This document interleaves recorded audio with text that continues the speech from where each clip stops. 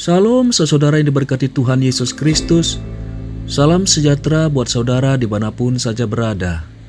Kiranya damai dan sukacita serta penghiburan dari Roh Kudus selalu melimpah dalam hati dan kehidupan kita semua.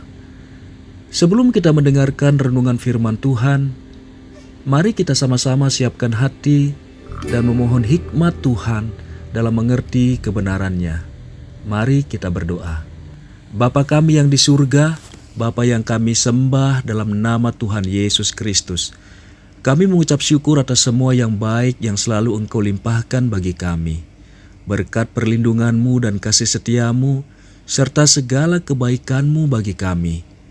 Terima kasih Engkau masih memberikan kami kekuatan, kesehatan, dan berkat-Mu.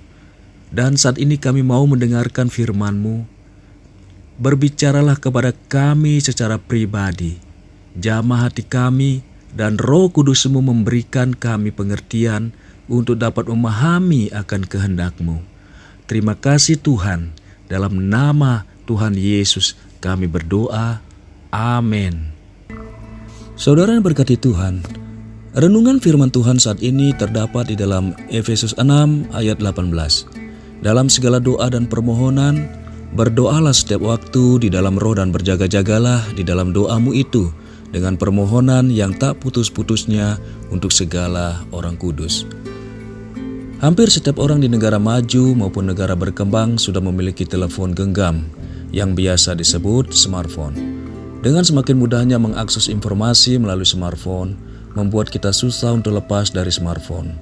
Kita lebih rela untuk ketinggalan dompet di rumah dibanding dengan ketinggalan smartphone. Karena tidak hanya memberikan segala macam informasi, namun kita juga bisa dengan mudah berkomunikasi, memesan barang, memesan makanan, hingga melakukan pembayaran hanya dengan menggunakan smartphone.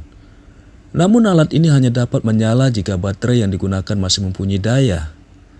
Jika baterainya sudah lemah, maka kita harus segera mengisi dayanya kembali, agar bisa digunakan kembali ketika dayanya sudah penuh. Baterai yang habis akan mengakibatkan alat ini mati. Dan dalam keadaan mati, alat ini sama sekali tidak berguna bagi kita.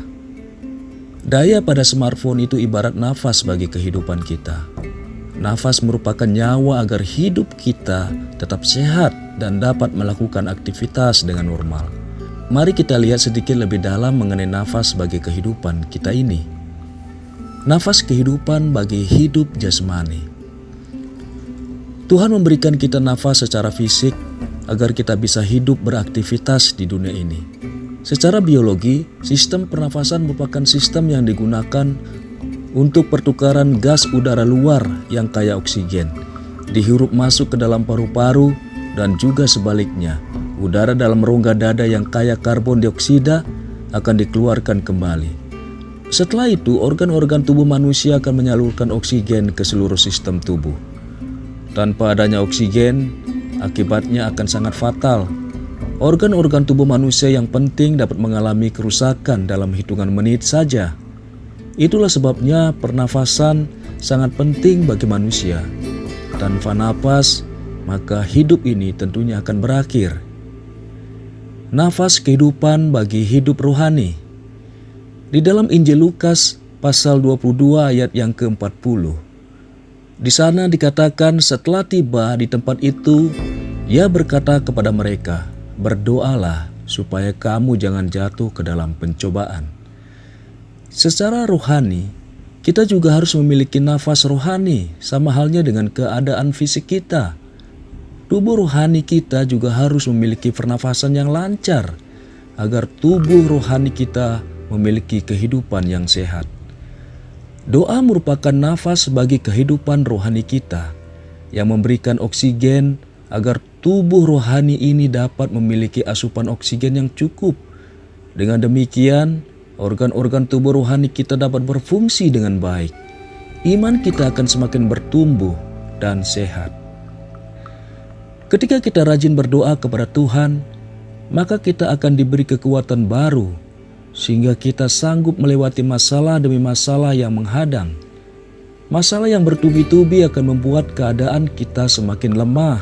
Hanya dengan datang kepada Dia dan berdoa kepadanya lah kita dapat diberi kekuatan yang baru.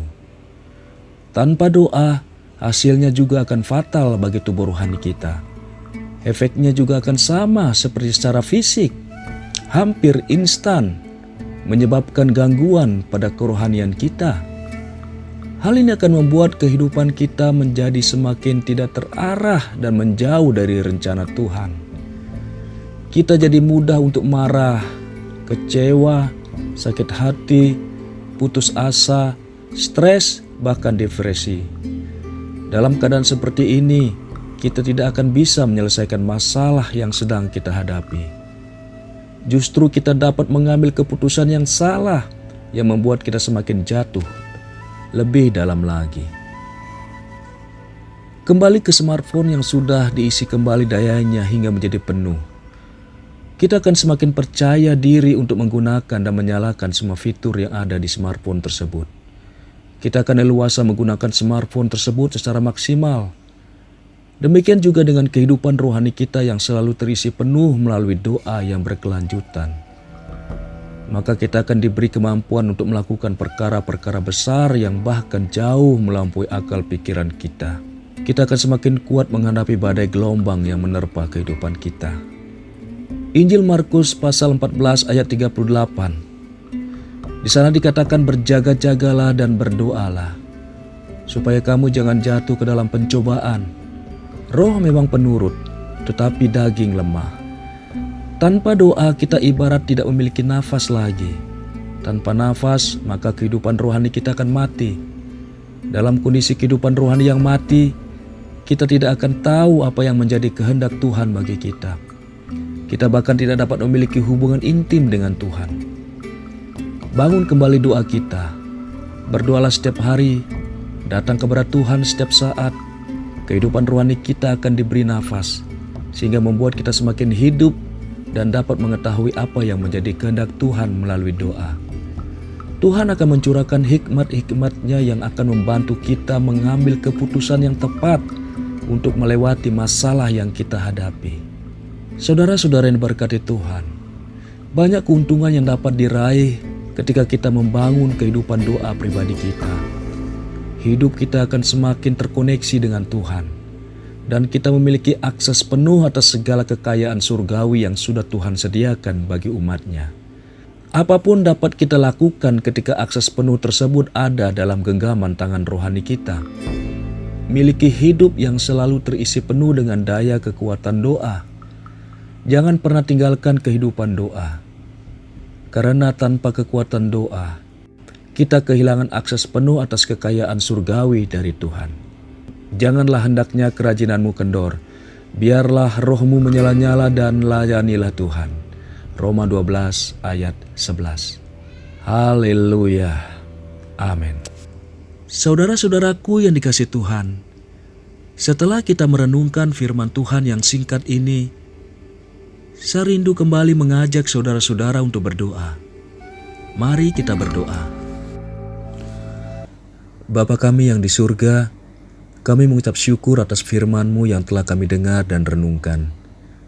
Firman-Mu yang mampu mengubah hati kami dan memberi kami kekuatan yang baru dalam melakukan segala aktivitas dan rutinitas kami. Ya Tuhan, kami mau memiliki hidup yang selalu terkoneksi dengan Tuhan. Melalui doa, maka kehidupan rohani kami akan memiliki nafas untuk dapat bekerja buat kemuliaan-Mu.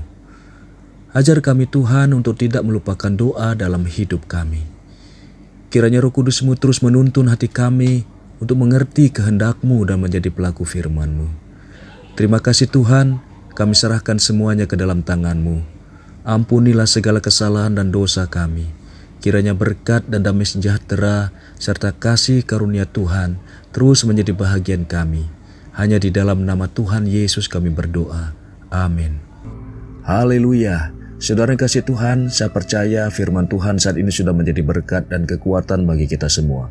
Tuhan Yesus kiranya memberkati. Sampai jumpa pada renungan berikutnya.